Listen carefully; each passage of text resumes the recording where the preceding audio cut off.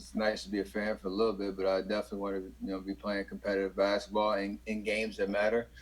Um, but like you said, been playing the waiting game since last March, and for me especially, I only play 5 games in a calendar year, so it's there's a lot of excitement to get back out there. Having when we did, we were able to get some of the guys together. It was a different energy that you miss about being in the locker room, being in the weight room, being on the court, and having a group come together to try to accomplish, a common goal. So, all those things I miss. I love the game, still do. Love to put the work in, and love the challenges that we face.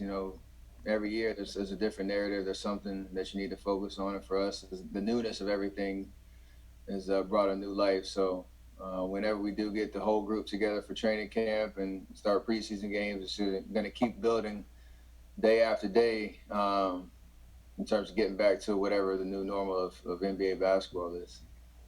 Hey, Steph, you said you talked to Klay a couple of times since his surgery.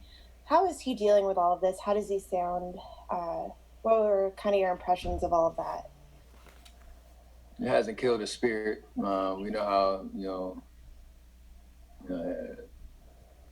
energetic and just the magnet that Klay is in his personality. It hasn't changed that, but there's a reality that he has to go through a long rehab, and he's just coming off of one. So I think our job as his teammates and organization is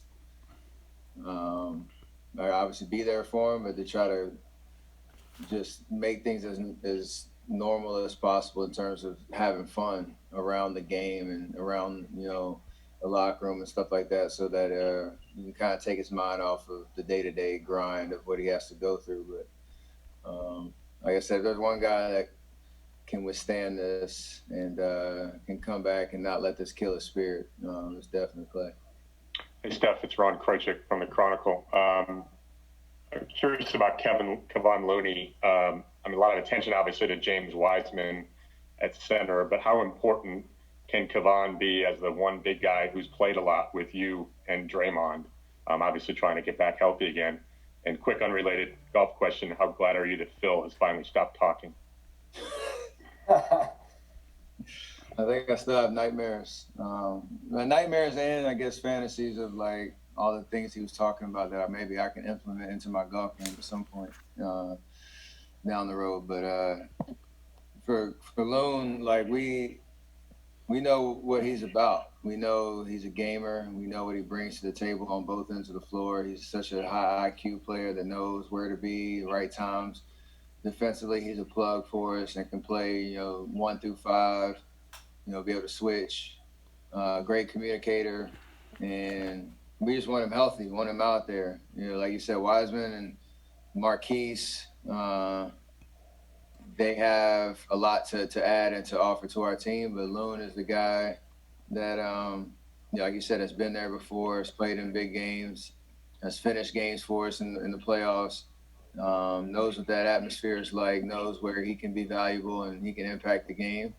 And if he's healthy, we have all the confidence in the world that he can do that. So I'm excited for him to, have that opportunity to just play basketball again and not have to worry about, is he going to be able to because of his body.